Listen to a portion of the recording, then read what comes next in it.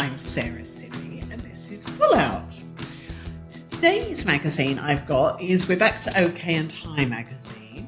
Here we are. You can see that one. It's a lovely girl on the front. This is from February the 19th, 1977, and we're back up to 12p. Really pushing the boat out for this week. On the cover is a special of I'm Scared to Go to the Doctor. New That's My Dad, which is a great series that starts today. And also Sexy, Nick Nolte. He's lovely in colour, obviously, not in black and white, as always. So, cracking on, this is Hotline. Unfortunately, in this magazine, they've changed all the lovely lettering. They've not got my lovely tube lettering when it says Hotline, which I'm quite disappointed about. But still, it's the same mixture of apparently gossip, but it's not really. It's not news and it's not gossip. Still, let's crack on. This one is what I love more than anything is the complete lack of any kind of detail. There's no backstory to any of these. Anyway. Oh, actually, I forgot to mention, on the front cover, in case you hadn't noticed, it is actually Leslie Ash, for those of you that remember Leslie Ash. Anyway, she's looking very young and very beautiful on the cover. Anyway, let's get into Getting the Bird. Oh, dear. There must have been some real hanky-panky going on one weekend recently at a Swiss skiing resort. For the whole town was plunged into darkness from Friday to Saturday, and all because a giant golden eagle flew into an electricity cable and broke the town's electricity supply. What went on wasn't so much a case of where eagles dare, but what fellas dare. Perhaps we could sabotage London.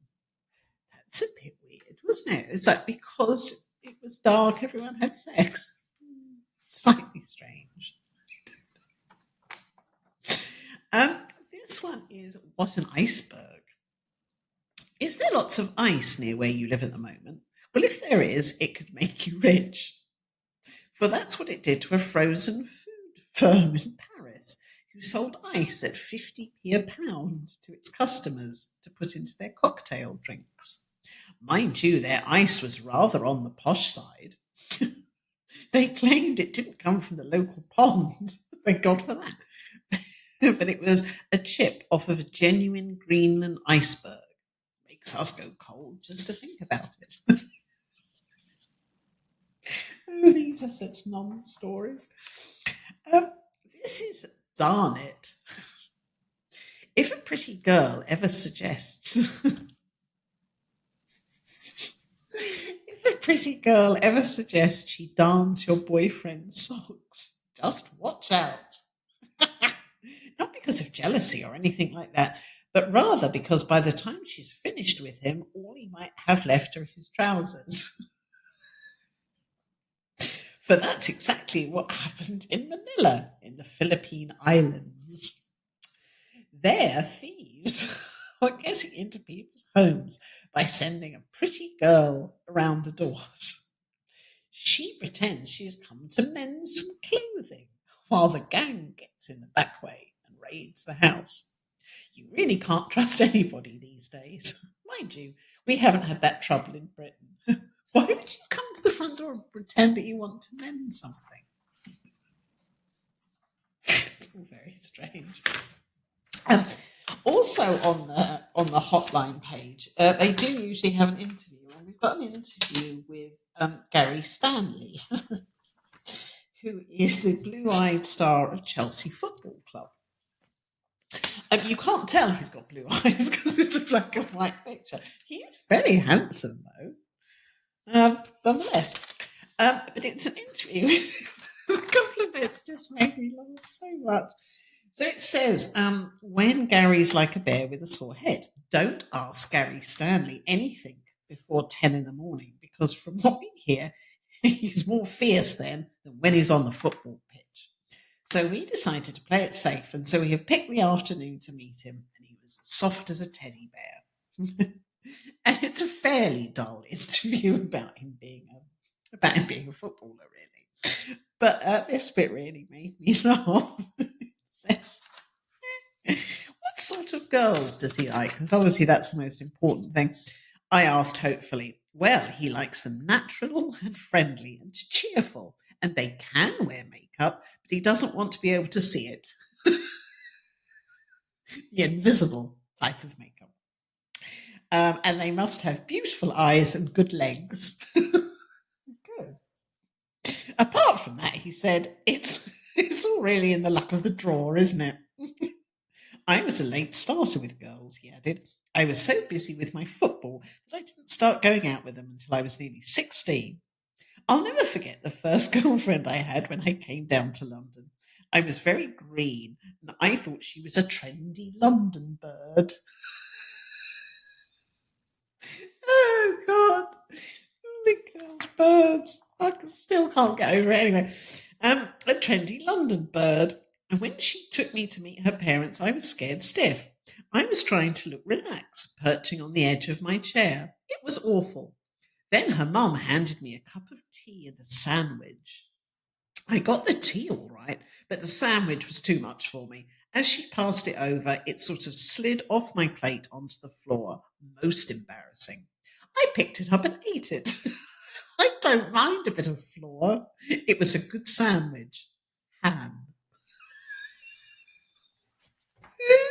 I'm glad that we know what kind of sandwich it was.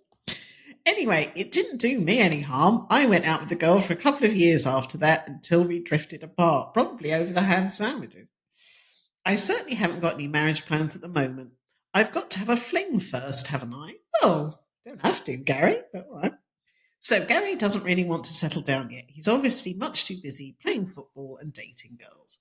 But yes, in 4 or 5 years, I'd like to marry and settle down with a couple of kids. I think that would be tremendous. Well, that's nice that Gary thinks it would be tremendous to have kids, but what about the kids? It's our bet that they'd think it was tremendous too. That's a bit weird. Can you imagine Gary as a dad and all those kids of his? He could probably make up his own football team. Anyway, whatever Gary decides to do, we're sure it will be a success. Oh, the hams. I love them. I found a fab ad with a lovely picture of Lulu. As you do. Lulu looking gorgeous there, isn't she? Lovely picture of Lulu. She's advertising the Freemans catalogue. Hey, Lulu, I wish I could dress like you. Simple. Just send to see my fashions in the fabulous new Freeman's 944-page catalogue.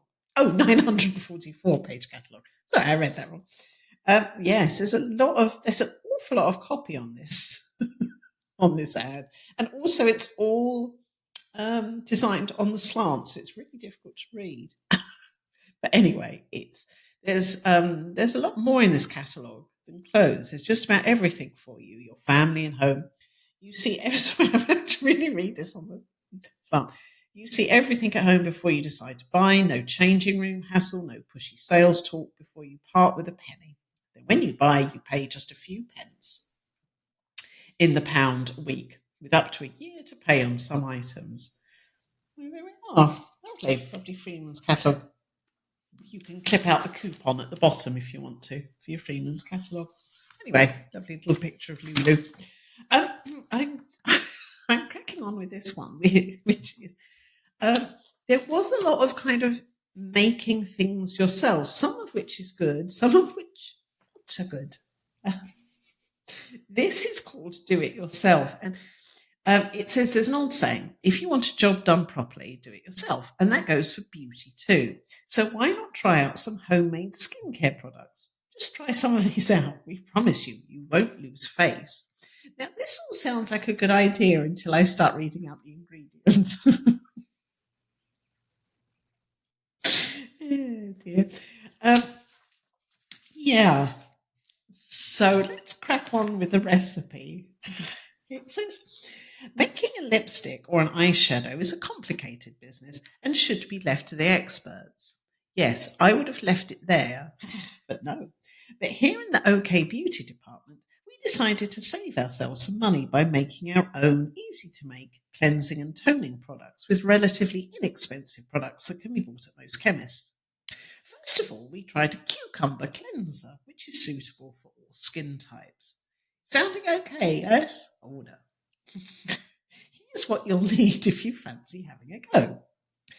3 teaspoons of beeswax, 4 teaspoons of coconut oil, 5 teaspoons of mineral oil or olive oil, 4 tablespoons, of cucumber juice, a teaspoon of glycerine, a pinch of borax, and a drop of green colouring. First of all, why does it need to be green? And secondly, for the purposes of this, I looked up borax. I'm just going to read out what it says about borax. It says, borax is not meant to be handled for prolonged periods of time. It can cause skin irritation. Oh, so this made a lovely, lovely thing to pop on your face. Yes, you have to melt the oils and wax in a dish over a pan of boiling water. And at the same time, in a separate bowl, heat the cucumber juice obtained by liquidizing half a cucumber, glycerin, colouring, and borax till it dissolves completely. When the contents of both bowls are melted and warm, add the juice to the oils drop by drop, stirring all the time. Now remove from the heat and stir or beat until the mixture is cool. Find a nice pot to contain it, and there you are. It melts on touching the skin and efficiently cleans away the dirt.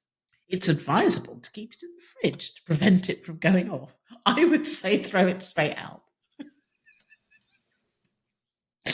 There's some lovely illustrations in here. One of them is it looks like a cauldron, which is a worry and perhaps quite quite fitting with the borax. There's some other recipes, mainly to do with oranges and rose water. And at the end it says, so now that you know how to save your pennies and still be an okay beauty, here's another handy hint to liven up your face. If you don't fancy a cucumber cleanser or moisturizer, you could make one with an avocado pear. This is when avocados were exotic. They are rich in oil. However, they are also rather expensive. But if you can get hold of some soft, overripe ones, mash them up with lemon juice and use as a refreshing mask. Hope you find our hints helpful. Yes, we did. Never ever put borax on your face. Turning over, there's some really fab fashion as ever. We've actually got some nice colour photos for a change, rather than illustration.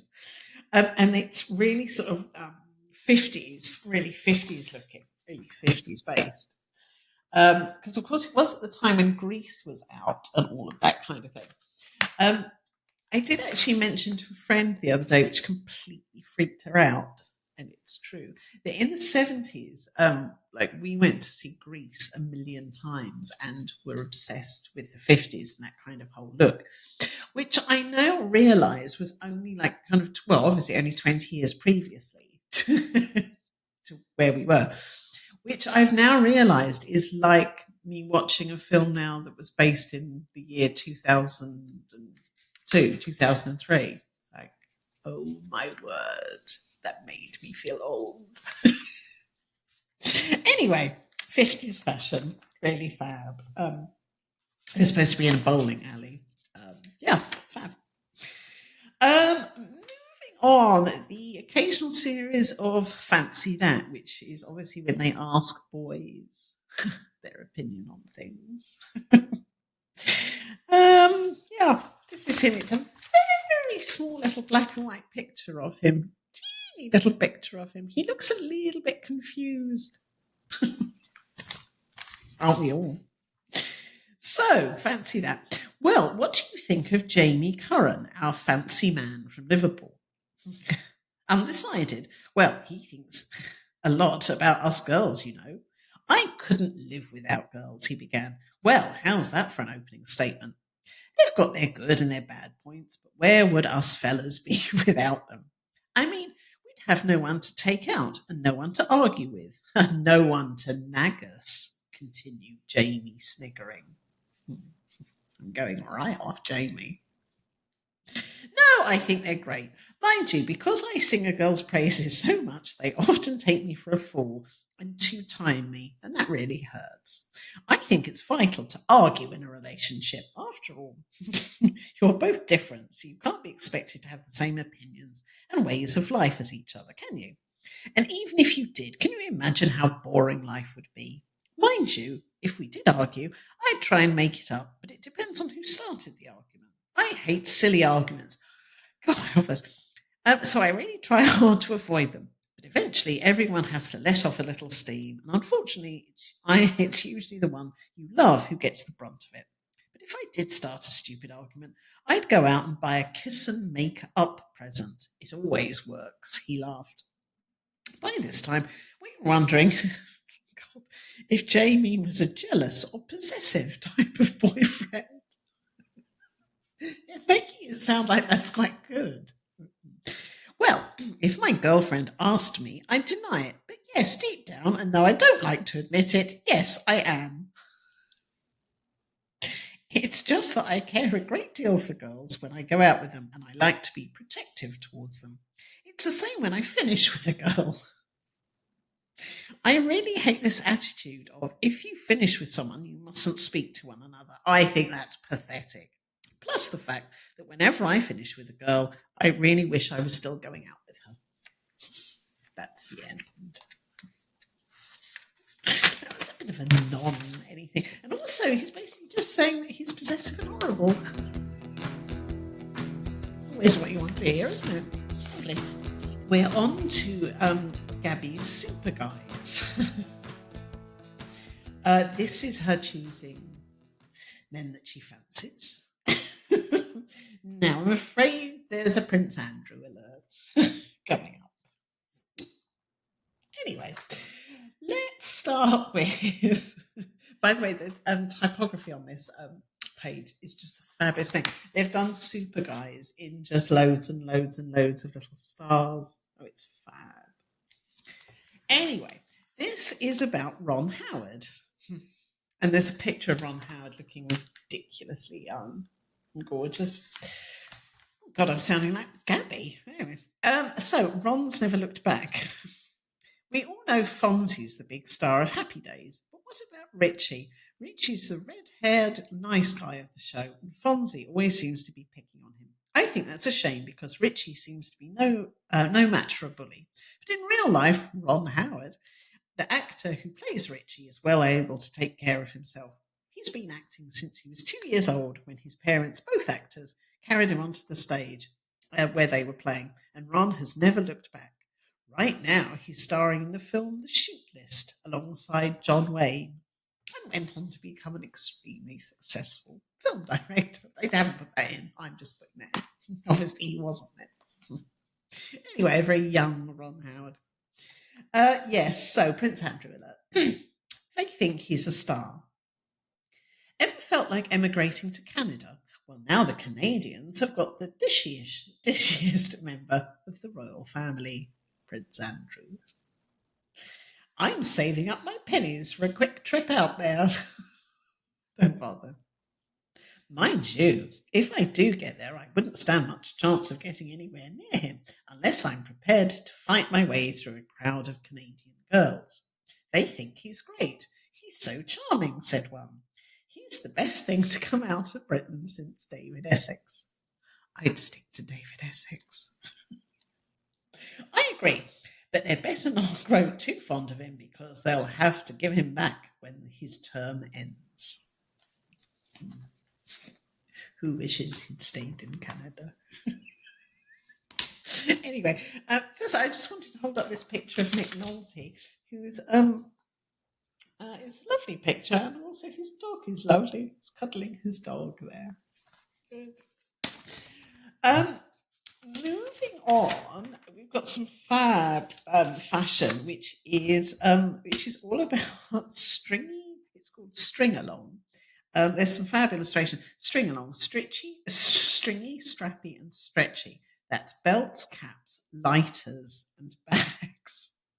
So lace up with string along with us and the newest accessories. I have to say,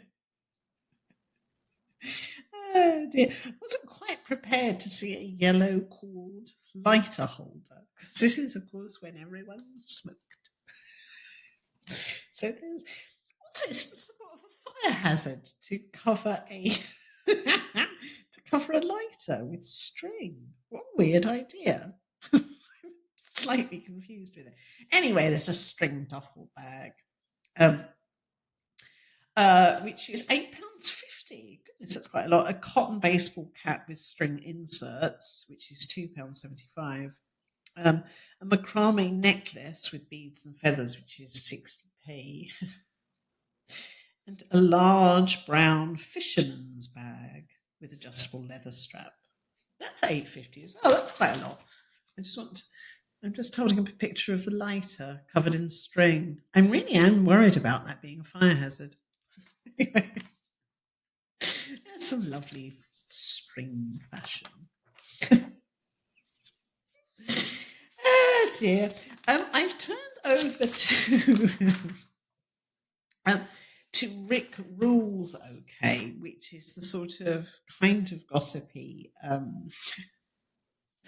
sort of rock star, but no, I don't know, probably not. There's obviously David Essex is on this. David Essex is literally on every page of these magazines. Goodness, David was popular. And why not? There's a picture of David Essex. We're back to black and white. There's a picture of David Essex. It says, when David needed a cuddle. There was a time when David Essex could have done with a warm, passionate and long cuddle just to stop him freezing to death. It was when we were shooting That'll Be the Day, David admitted. It was extraordinary because it was the height of winter, but for the film we had to pretend it was summer. So there were Ringo and myself running about in T-shirts in the cold, pretending everything was hot and sunny, while my teeth were chattering and the goose pimples on my body were bumping into each other. That's a weird expression. To get warm, then I had to go on all these fast funfair rides that they had on the set during takes and eat plenty of my favourite food, curry. That got rid of the goose pimples, all right. No cuddles then. I don't think funfair rides and then eating curry might have been a terribly good idea. This one is about David Cassidy. Didn't have a crush on David Cassidy. Look at him, beautiful. This is called Why David Cries, which is a worry. There's one thing David Cassidy learned to do to keep himself safe from his fans, and that's to crawl like a baby. It's the safest thing to do when you're being mobbed and you're really very scared that they're going to hurt you. I've tried it a number of times when my security's been broken at shows, and it works. Right. I just get down. Oh, this is a bit strange and a bit sad. Anyway, I just get down on my hands and knees and start crawling. The fans don't know how to react. Even though David has had his fair share of being mobbed, there's still one thing he gets scared of in a crowd and has bad dreams at night about. And that's his hair. Well, that's not where I thought this was going. I'm really sensitive about my hair and having it pulled. You know, I cry quite easily, and that's definitely one of the things that makes me cry. Poor David.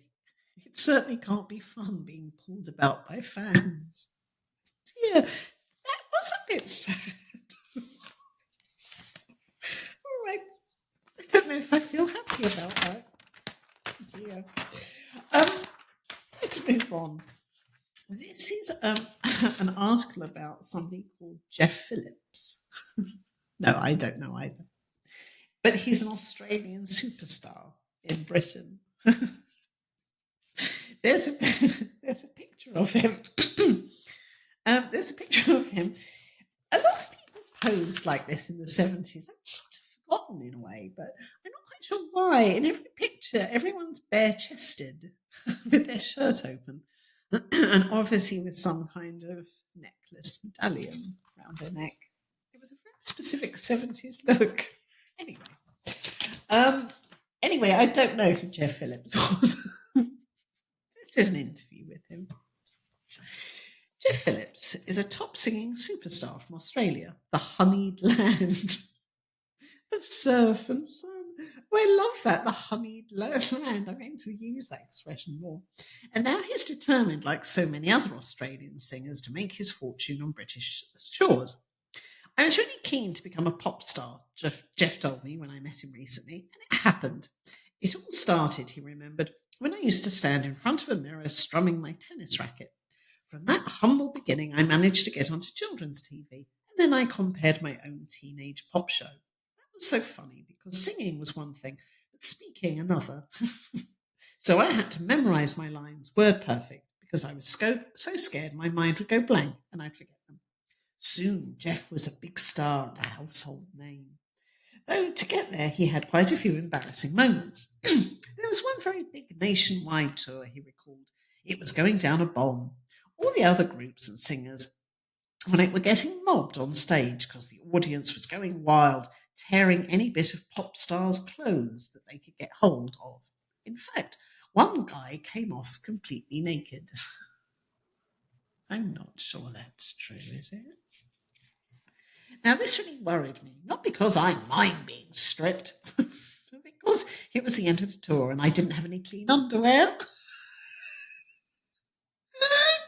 Oh, yeah, that's what would bother you.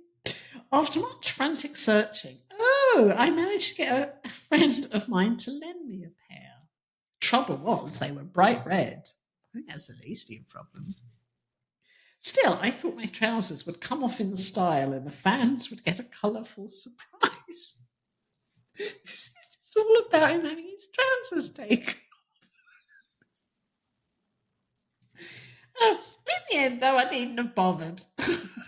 For by the time it was my turn to go on, the security had more than doubled and there was no way anyone was getting onto the stage and finding out whether my underwear was dirty, red, or even missing.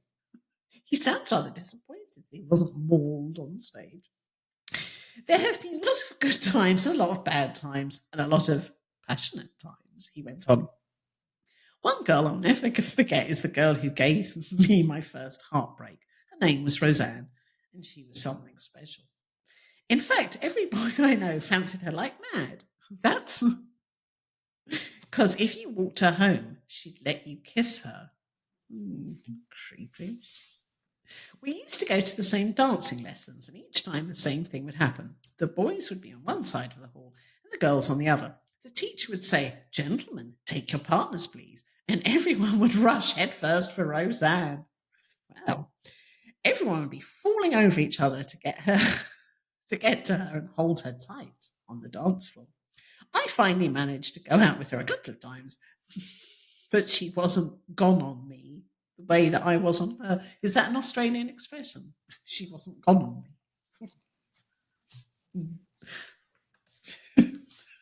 No. She had too many fellas who'd do anything just so they could take her out. So it was natural we would split up. That was the worst Christmas I've ever had. I was mooning. I don't think he means showing his ass, but I was mooning, moping, and brooding around the house for hours. I was touchy and wanted to be left all alone, and I was so lovesick that I left the whole of my Christmas dinner that my mum had made for me. But nearly all the other dates I had were happy ones. Oh, good, Jeff carried on. I'm sure that in Australia, a lot of the times are good ones because of the weather. Well, hot sun and sandy beaches always make people feel better. Nearly all the fellas have cars from an early age.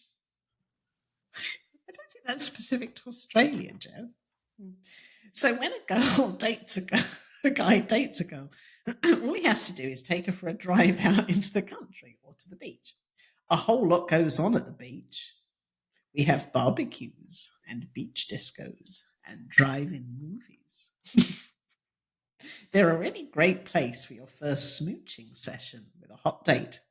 You pick up your girl in the car, take her to a drive-in, then you get settled and slip your hand round the back of the seat, and before you know where you are, you're in love with the girl. Hmm. I don't think that was quite the ending I was expecting. When the waitress comes round with a hot dog, I'm assuming that's not a euphemism, the windows are usually too steamed up for her to notice anything. Yes, Australia is really beautiful. I'm sure that hot weather encourages falling in love, Jeff sighed as he looked out at the London and the rain. So maybe rain does too. I wonder whatever happened to Jeff. Oh, we've still got that picture of him with his shirt open to the waist to remember him by. Oh, we're on to the problem page. Hooray. And before I go into the problem page, actually, there was a tiny little bit on a previous page, and I just wanted to read it out because all of us who were around in the 70s will never forget Angela Rippon on the Morecambe and Wise show. And it was just a tiny little bit, and so I was just going to quickly read it. It says, "Shh, you know what," is the title. It says, Angela Rippon, fresh from showing a leg or two on the Morecambe and Wise show, is due to compare the Eurovision Song Contest soon. Let's hope it's better news than the kind she's been reading recently. Oh, that put a downer on it, didn't it? Anyway, I just, lovely memory. Angela Rippon, Morecambe and Wise show, Eurovision Song Contest. Lovely. Okay, problem page. This is we've got Dear Helen in Dear Pat. Looking forward to these. Another bit about David Essex. David Essex just never gives up. Everything is about David Essex. Anyway, Dear Helen, I can't live without David Essex. I have these dreams where we meet and are both attracted to one another. What do these dreams mean? It means that you fancy David Essex. It's not tricky. I've been having the same dream for about 2 months now, and it's driving me mad. I wish we could meet, but I know we never will. Oh, is this just a stage I'm going through, or do I really love him? Oh, Helen says, maybe this is just a phase you're going through, but knowing that doesn't help you much at the moment, does it? The love you feel for a pop star or for anyone you know you could never have can seem as real as when you're in love with a boyfriend. In fact, it may even be stronger because it's so agonizing and painful. But on the other hand, it's so easy to fall in love with someone like David Essex because, unlike a boyfriend you see regularly, he can do no wrong. All he has to do is sing his songs, smile at you from posters on the wall. Smile at you from posters on the wall, you dropped acid. Anyway, I see what you mean. And he never even says anything to irritate you. The love you feel for a boyfriend, though, is a much more satisfying, worthwhile, and rewarding thing. It's based on real understanding, affection, liking of one another, despite all your faults and his. Once you begin to wish for that kind of relationship, you'll realise that what you're going through now is just a phase. I hope that happens for you soon. Goodness, I wonder just how many girls were desperately in love with David Essex. Many, I would think. This one is again Dear Helen. I don't know why this is. Oh dear. My mother wants my boyfriend to come to tea to meet her and my father. This is very formal. I know that my father hates people coming to tea.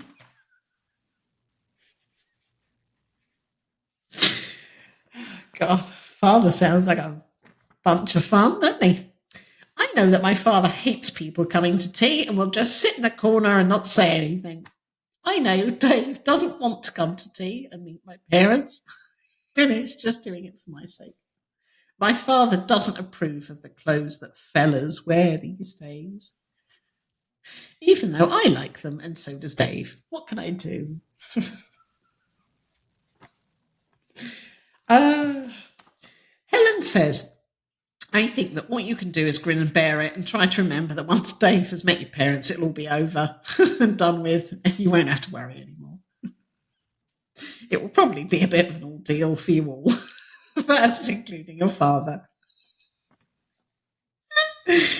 Because he probably behaves in that way. He does because he's shy. Oh, right, okay. But it will probably go a lot more smoothly than you imagine. These things are often never as bad as you think they will be. And one thing to remember is that in a way you are lucky because a lot of mothers simply aren't interested in their daughters' relationships and friends, and yours is. So be grateful. You've got a miserable father. Oh dear. Now, moving on. Oh, dear. This one made me laugh so much. This is Dear Pat. I'm laughing just at this thought. This letter. Dear Pat. My eyesight isn't 100. That's not what's funny, by the way. My eyesight isn't 100%, and I'm afraid. But my mother can't afford to get me any glasses, so she gave me an old pair of hers. No problem, you may think. But the trouble is, they're so awful. They've got artificial jewels set into the frames, and my school friends refuse to have anything to do with me when I wear them. I don't wear them very much, but my mother makes me. Is her mother Dame Edna Everage?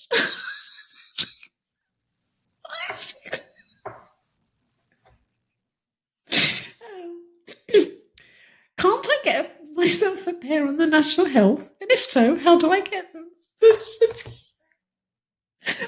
got this image of us sitting in the classroom with these huge bejeweled glasses. Like something Elton John would wear. Oh dear. Thankfully, Pat's rushing in with a sensible answer. It's very bad indeed to wear glasses prescribed for someone else and could do a lot more damage to your eyes. Eye tests don't cost anything, although if you haven't had one before, you have to go to your doctor first. Well, there we are. And he will make an appointment for you.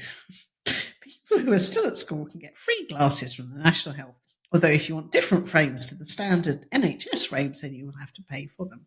But again, I must stress how important it is that you don't wear other people's glasses, especially if they make you look like Dame Edna Everage. It really is bad because they were made for her optical complaints, not yours. Have a word with your mum and I'm sure she'll understand. After all, she probably doesn't realise how bad you're feeling. I do hope she got some glasses of her own. Poor girl. Next one, Dear Pat. I had sexual intercourse with my boyfriend for the first time recently. Can you tell me whether you can become pregnant the first time you have intercourse? This is the next one made me laugh because it was so specific. So can you tell me if you could become pregnant the first time you have intercourse? We only made love for the period of 15 minutes.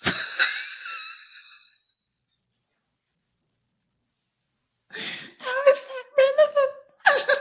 Did she have some kind of stopwatch? 15 minutes. Time's up. Pat says, you can become pregnant the first time, the 5th time, and the 50th time you have intercourse without using contraceptive precautions. It doesn't matter how long the sex act lasts either. The sex act lasts 15 minutes. And the most important thing, the one factor that leads to pregnancy is if the boy releases any sperm. He doesn't have to release a lot. Just a small leakage of sperm is enough. So if you intend to carry on having intercourse, you must act more responsibly, mature about it, and go along to your doctor or family planning clinic for some form of proper contraception. There should be a family planning centre in your town. If not, the FPA head offices are at 25 to 35 Mortimer Street, London, W1A4QW. Oh, I do love an address. None of this clicking on a website nonsense. Right to a proper address. Dear. Now this one, this one is this is one of the ones where the let her in. It's fine. But what's horrifying is the answer. This is one of those. Dear Pat, up until the age of 15, I was always very small, but then I seemed to grow suddenly, and now I've got a 37-inch bust, which I find a real problem. I'm also quite chubby around my middle, which I hope that this is just puppy fat and will go soon. I feel very self-conscious and I've outgrown all my clothes. Now, she said, sorry, it carries on. I'm too embarrassed to go to the shops to try anything on because of this. Can you suggest some way of reducing the size of my bust? I'm 16 now, by the way. Okay, that's quite a sweet little letter, and, it's fine. And obviously she's absolutely fine. You'd think. Not according to Pat. The only way that you can reduce the size of your bust is to go on a diet, which will mean that you will lose weight and inches, but it will probably be from all over. Perhaps this is what you'd like to do, as you've mentioned that your tummy is a bit podgy too. Say it like it is, Pat. Say it like it is. I would suggest that you go to your doctor first and get a proper diet sheet from him. There's no female doctors. From him, because it is possible to slim safely and painlessly without being hungry all the time. But don't be self-conscious about your bust, because it really isn't all that large, and you'll soon get used to it. It's just that you have developed rather suddenly, and your new shape takes some adjusting to. So don't worry, but go on the diet. Oh, Pat. Oh, Pat. Last letter is, Dear Pat, I'm nearly 18 and I'm taking A-levels at school. This escalates quickly, by the way. Last year, a new teacher came to our school. He is very attractive and flirts with the girls. 6 months ago, I stupidly had an affair with him, but then I realised how stupid it was, so I ended our relationship. Yeah, I know. But since then, he has made my life a misery, giving me low marks and putting nasty things on my end-of-term reports. Anyone else want to report him to the police? Just me? I'm afraid of failing my exams and I can't concentrate on my studies. I don't want to tell anyone about him because he will lose his job. And anyway, I'm still fond of him. Oh, get rid.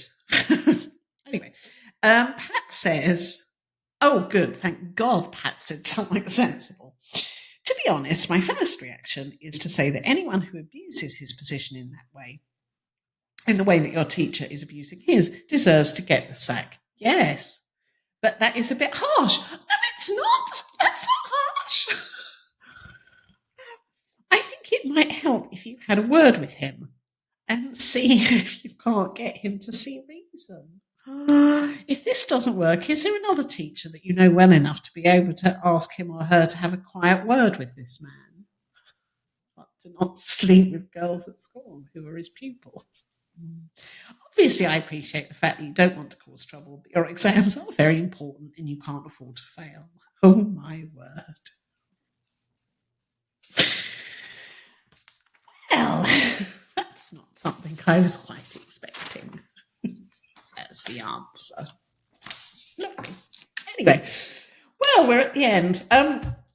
The advert on the back cover is really interesting. Actually, it's again, I think we've had this once before, but it's about a career in nursing. Unfortunately, the title starts Sarah. Sarah wanted to die. I don't. It's anyway, the title of the ad. And a young girl of 19 convinced that suicide was the answer to her problems. And so, yeah, so it's an interesting ad that's just obviously encouraging girls to become nurses. So, yeah, that's the back page ad.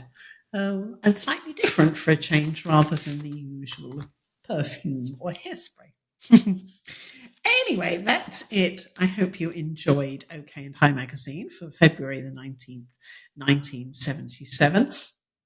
And I'll see you next time. I'm now actually in the States. So I've moved to the States for a little bit. So I'm hoping that I'm going to dig out some American magazines because I'm fascinated if they're going to be different from the UK ones. So yes. So let's see what I can find for next time. See you then.